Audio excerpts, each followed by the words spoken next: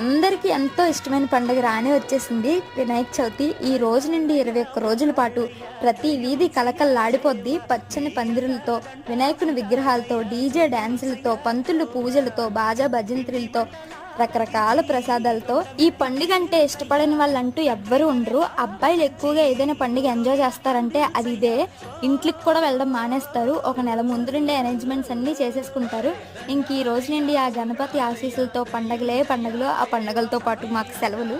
గాజువాక్ మొత్తం ఆ దేవుడి విగ్రహాలతో, జనాలతో కలకల్లాడిపోతుంది. ఎక్కడ చూసినా పళ్ళు, పూలు, తోరణాలు, పాల వెల్లికలు, బొట్టు, గాజులు, పసుపు, కుంకుమలు, అమ్మాయిలకు ఇష్టమైన ఆఫర్లతో అసలు గాజువాక్ ఖాళీనే లేదు. ఇన్ని రకాల బొమ్మలు ఉన్నాయంటే ఆ గణేశుడు కూడా కన్ఫ్యూజ్ అయ్యి ఎవర్రా బాబు మీరంతా అని అనేలా ఉన్నారు. అన్నీ ఆయన రూపాలే, కానీ కొత్త కొత్త డిజైన్స్, మోడల్స్. ఇంతకీ మీకు ఇష్టమైన పండుగ ఏంటో కమెంట్ చేయండి. నచ్చితే లైక్ అండ్ సబ్స్క్రైబ్.